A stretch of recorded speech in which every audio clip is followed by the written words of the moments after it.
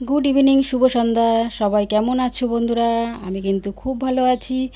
আর দেখো, আমার বরমশাই চাউমিন ঢালছে। তো বরকে বললাম যে একটু বাইরের থেকে চাউমিন নিয়ে আসো। ওফ, এত বিচ্ছিরি চাউমিন, সে কি বলবো। বাইরের খাবার খাওয়াটাই জানি বন্ধ হয়ে যাচ্ছে আস্তে আস্তে। যেটাই আনছি না কেন, এত বিচ্ছিরি খেতে লাগছে। আর মানে পরের দিন আর মানে ইচ্ছা না করলেও ঘরে করেই খেতে হবে। তো বাইরের খাবার আর খাওয়া যাবে না, এত মানে বিচ্ছিরি। সে কি বলবো তোমাদের। আর যেমন মোটা তেমন মানে চাউমিনগুলো মানে কি যে, সে বলার মতো না। তো আমার মুখটা দেখে তোমরা বুঝতে পারছো। আর বলছে যে এখানে আর চাউমিনটা কমও দিয়েছে, আর এত বিচ্ছিরি চাউমিন। মুখে দিয়ে একদম দেখো মুখটা কীরকম করছি। আর তোমাদের দাদাভাইকে বলছি একদম ভালো না। তোমাদের দাদাভাই বলছে বাইরের খাবার খাবে, ভালো হবে কোথার থেকে। তো সব দোকানে কিন্তু সমান না, কিছু কিছু দোকানে ভালোও হয়। তো জানি না আমার কপালেই কি এরকম জোটে নাকি, সবসময়ের জন্য যখনই যা আনতে বলি সেটাই খারাপ পড়ে। তো আমার কপালটাই হয়তো খারাপ। যাই হোক, কী করব। তো দেখো, এদিকে বেসিংয়ের পাইপটাও খারাপ হয়ে গেছে, এদিকে বালতি নিচে পেতে রেখেছি জল, মানে বাসন মাজছি ওখানে, ওই বালতিতেই জল পড়ছে। কিচ্ছু করার নেই। আর এদিকে তারপর চলে আসলাম রান্নাঘরে। রান্নাঘরে এসে এখানে আলুর তরকারি বসিয়েছি। তো একটু আলু চচ্চড়ি আর রুটি করব রাতের জন্য।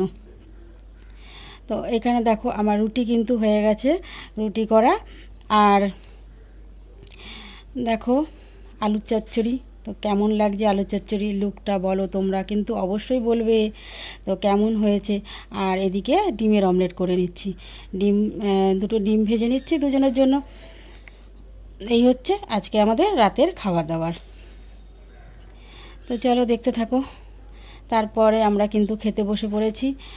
আর তোমাদের দাদাভাইয়ের সাথে মানে খেতে বসে কথা বলছি আর হাসছি সেটা নিয়েই। আর ওই বলছে টুকটাক কথা, সেটাই হাসছি। আর কি বলো তো, সারাদিন তো যাই হোক একাই থাকি, একাই দুপুরবেলা খেতে হয়, কিছু করার নেই। তো কাজ বন্ধ দিয়ে বউর সাথে খাওয়া দাওয়া করবে বাড়িতে বসে, সেটা করলে তো আর পয়সা ইনকাম হবে না, তো সংসার চলবে না। তো রাতে যখন একসাথে বসে খাওয়া দাওয়া করি খুব ভালো লাগে।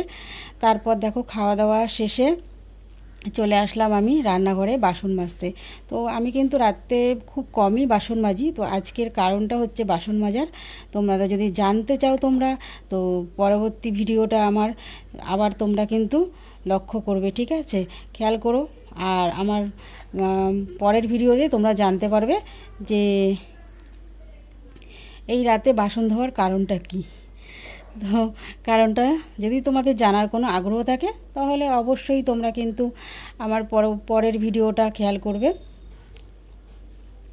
তারপর দেখো গ্যাস ট্যাস মুছে নিচ্ছি, বাসনগুলো মেজে তারপরে ঘরে যাব। ঘরে যাওয়ার পর তোমাদের এমন একটা মানে ভালো জিনিস দেখাবো, সেটা তোমরা কিন্তু ভাবতেই পারবে না, ঠিক আছে? তো তোমরা কিন্তু কেউ স্কিপ করবে না, দেখতে থাকো পুরো ভিডিওটা, দেখতে থাকো। আমি কিন্তু ঝটপট বাসনগুলো ধুয়ে ঘরে এসে দেখছি আমার বরমশাই বিছানা গোছাচ্ছে। এটা দেখে যে আমার কি ভালো লাগলো। তো আমার সব কাজ করতে ভালো লাগে, সত্যি কথা। আমার এই বিছানা না রাত্রিবেলা মশারি টানাতে একদম ভালো লাগে না। তো এইটা নিয়ে কিন্তু আমাদের মধ্যে প্রায় টুকটাক একটু কথা কাটাকাটি হয়ে যায় দুজনের মধ্যে। ও বলে আমি পারবো না, আমি বলি আমি পারবো না। তো মাঝে মধ্যে কিন্তু মশারি ছাড়াই শুয়ে পড়ি। আর এই বর্ষাকালে কিন্তু মশারি ছাড়া শোয়া একদমই উচিত না। তো পোকামাকড় চারিদিকে ঘোরাঘুরি করছে, কখন বিপদ চলে আসবে মানে বলা যায় না। তো যার যার সেফটি তার তার কাছে থাকাই ভালো। আর আজ দেখো তোমাদের দাদাভাই কিন্তু মশারিও টানানো মানে রেডি করে দিয়েছে। তো আমার ভিডিও আজকের মতন এখানেই শেষ করলাম। যদি তোমাদের ভালো লাগে অবশ্যই কিন্তু লাইক কমেন্ট শেয়ার করো। Good night, by.